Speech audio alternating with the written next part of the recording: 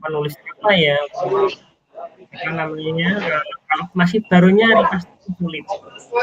Ada masalah, terus habis itu dengan kita S2, dengan kita belajar lagi itu sebagai partner, kalau aku lihat itu sebagai partner untuk solve masalahnya kita.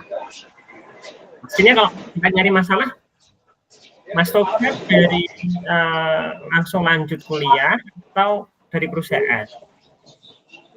Aku ini dulu, aku panggil abang atau aku panggil bapak? Oh, Mas aja enggak apa-apa. Oh, Mas ya. Dulu kalau S1-nya marketing, lulus tahun 2020. Dari 2020 itu jadi relawan COVID dulu di Surabaya. Oh, jadi relawan COVID. Nah, sebenarnya selesai COVID jadi sales Astra Daihatsu. Oh, jadi masih jalan. Masih. Oh, masih. Banyak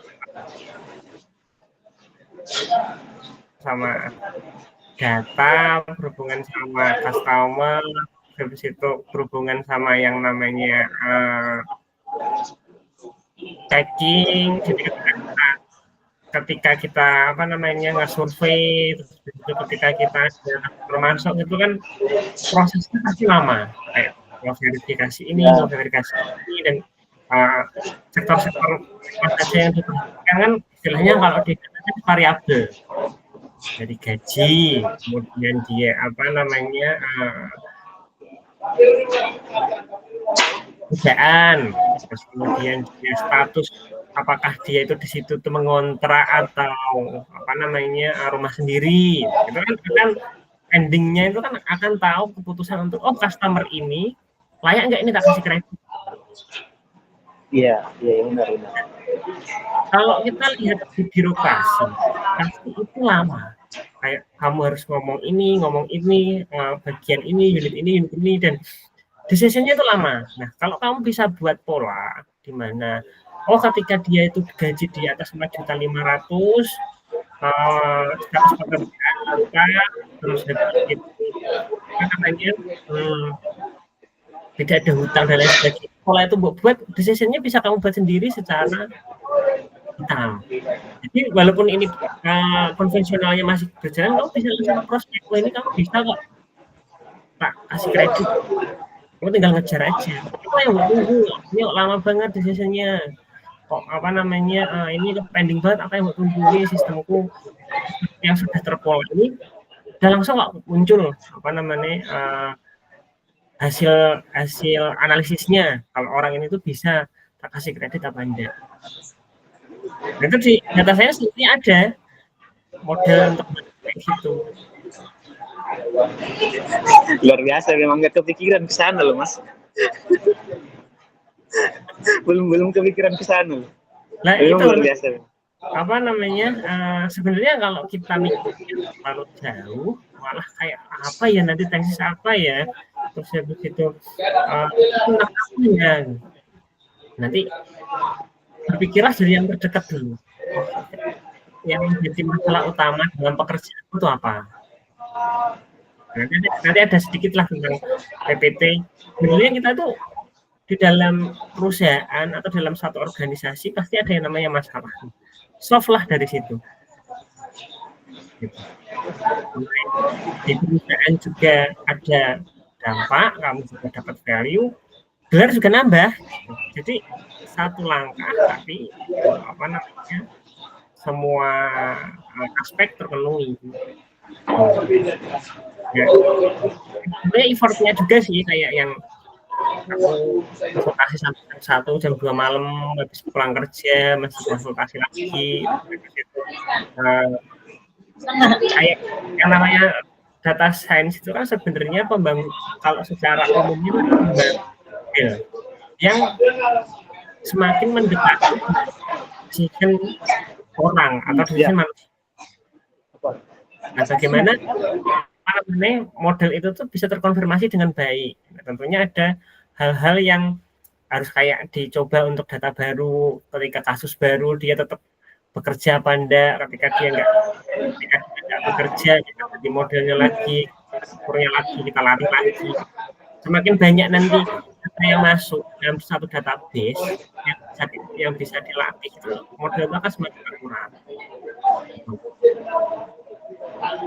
Mas, ini kan saya dengar dari Prof. Hana tadi S1-nya itu kimia ya, nggak ini kan? Iya, satu saya kimia. Nggak. Tapi kok bisa cepet ya? Ada ini loh. Bantu sharing dong gimana caranya biar bisa ini cepet ya? Oh, Cepet sebenarnya sama kan bisa. punya yang namanya dulu ya namanya kalau dulu itu belajar harus pakai buku. Sekarang kan kita dimudahkan namanya teknologi. Belajar kita bisa lihat jurnal, belajar kita bisa lihat apa namanya Google, bahkan paling terbaru itu adalah menggunakan ChatGPT. Tapi hati-hati di sini, jangan kita 100% percaya ChatGPT karena yang dikeluarkan di Indonesia itu hanyalah 50% dari kemampuan aslinya. Jadi suka ngawur-ngawur dia untuk membuat apa namanya pernyataan, membuat literasi itu suka ngawur. Makanya kita konsentrasi ke jurnal. Nah, jadikanlah tools-tools itu sebagai peralatan. Jadi misal kita mau masak sesuatu, ya, ChatGPT itu ya pisaunya, ya bumbunya, ya sendoknya, ya peralatan lah, instrumen lah istilahnya. Itu kan yang menjadi di situ adalah kamu. Sebenarnya itu originalnya kamu tuh akan ketemu gitu loh. Aku pasrah sama resep. Resepnya salah ketik nih. Harusnya dia masukkan 5 gram garam. Ternyata bukan gram. Ngetiknya bukan gram tapi miligram. Rasa kan beda. Analogi ketika kita pakai ChatGPT buat memasak, cuma sense untuk apa namanya masak itu belum tumbuh ya hasilnya amburadul. Nulis di artikel pun kamu pakai ChatGPT, buahnya yang sering lah kalau sama mahasiswa pakai ChatGPT akan kedetek AI-nya pasti itu. Walaupun udah ubah-ubah gimana kalau sensemu untuk nulis itu tuh apa namanya nggak mbok latih, terus habis nggak mbok baca lagi, nggak yang pakai bahasamu, akan kedetek AI-nya.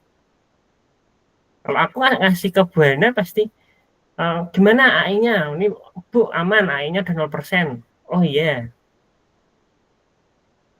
Padahal itu aku pakai tools ChatGPT. Nah, itu bedanya ketika kita pasrah atau kita menggunakan peralatan-peralatan itu tuh untuk menunjang kinerjanya kita. Dan kalau dicek di Turnitin, teman-teman kalau lihat di Turnitin tuh ya record lah, misal apa namanya aku buat artikel atau membuat jurnal gitu, AI-nya pasti nggak kedeteksi. Kalau nggak ya apa namanya Turnitinnya di bawah 20 ya sekitar 15-an. Kalau yang namanya Turnitin itu kan pasti ada kemiripan, kayak kita ngacu ke jurnalnya siapa, kayak gitu sih. Pengalaman pribadi kalau permasalahan yang kita alami sendiri, ya namanya kalau ada apa namanya peribahasa itu masalah orang itu sendiri-sendiri, nah, itu akan menjadi hal yang unik atau yang istilahnya novelty, kayak gitu. Itu yang sebenarnya bisa mendukung ketika kita mau lulus atau ketika kita mau tesis, masalahnya itu diambil dari pribadinya kita sendiri, kayak gitu. Nanti akan lihatin beberapa riset yang terkait itu, dan menurutku riset-riset yang ku jalani ini itu adalah apa namanya masalahku. Jadi ketika aku apply ke jurnal itu gampang masuknya karena pertama itu memang masalah itu benar-benar terjadi. Kedua, ada orang yang merasakan masalah hal yang sama. Terus habis itu ketiga, kita juga nyurvei beneran. Gitu.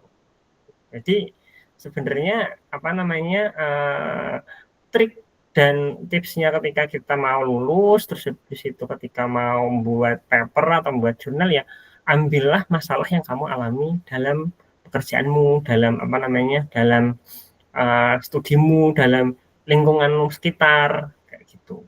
Terus habis itu gimana ya soft untuk ini, gitu. Kalau di dunia kerja itu sangat dituntut seseorang itu untuk problem solving atau penyelesaian masalah. Oke.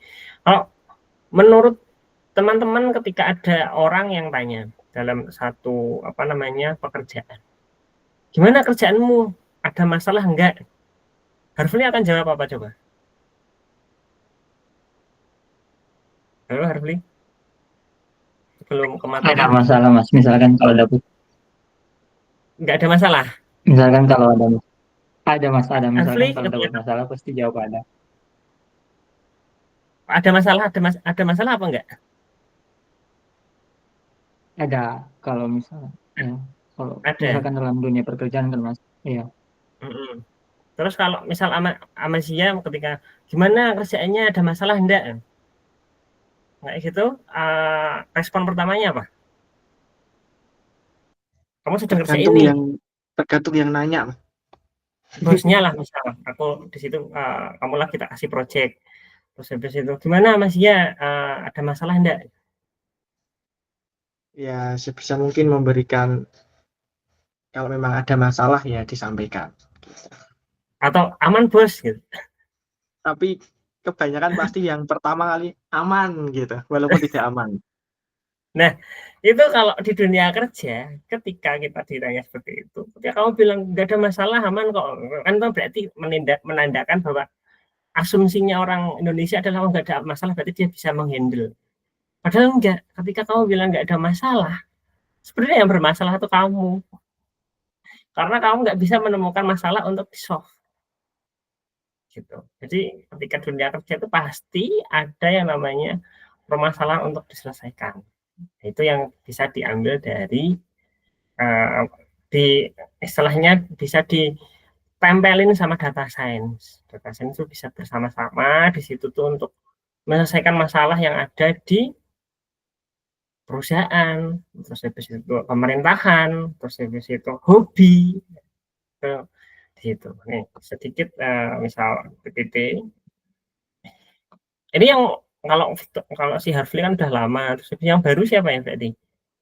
Toga sama Sia baru masuk atau angkatan berapa? Kalau Sia? Ya setengah-setengah lah. Baru masuk juga tapi nggak terlalu baru juga. Angkatan Oh, 2024 tapi yang terakhir. Masuk oh semester 2. 2024. Oke, mungkin ini kalau kayak Harvey semester kemarin udah lihat lah untuk kinerja Streamlit.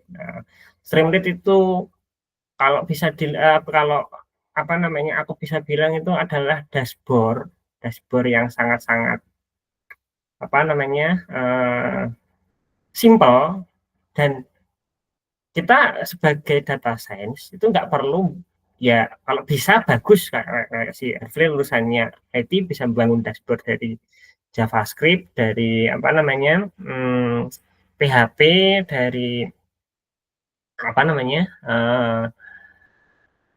database MySQL, narik dari situ sangat-sangat bagus. Cuma kalau untuk data science kita bisa bangun dashboard dari basic Streamlit, itu tuh adalah basic yang enak. Kita bisa juga pakai ChatGPT untuk cari code-nya apa dan tersampaikan, dan sejauh ini itu ketika kita submit jurnal itu masih work, karena ketika kita submit jurnal itu yang dilihat itu adalah fokus di modelnya kita, kayak gitu. Namanya model itu tuh kalau apakah sudah tahu yang dimaksudkan dengan model yang baru? Sudah tahu model apa namanya pendekatan, misal LSTM, terus habis itu SVM, kayak gitu. Amasya udah tahu belum?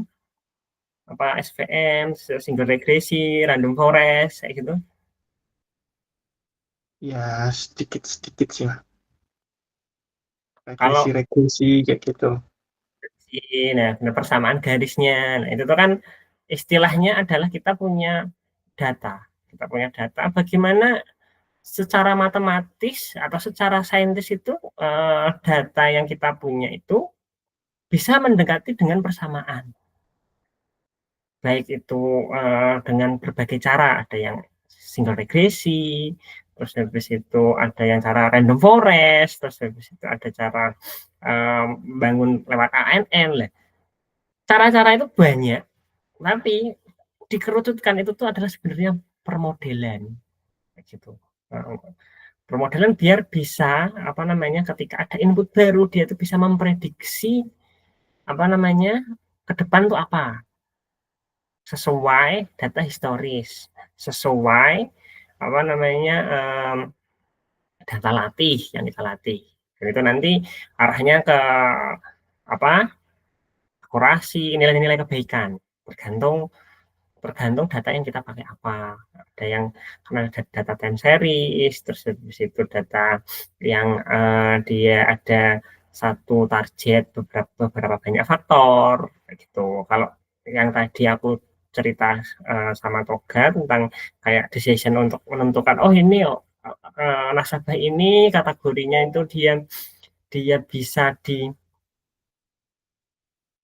approve apa enggak, nah itu tuh nanti bisa pakai SVM atau random forest seperti itu. Terus aku share sedikit untuk PPT-nya karena ini tadi sangat mendadak dangdut. Jadi ya lebih banyak ke sharing-nya sama pengalamannya, terus habis itu lebih banyak kita bahas tentang jurnal nanti. Bentar, aku lihat dulu.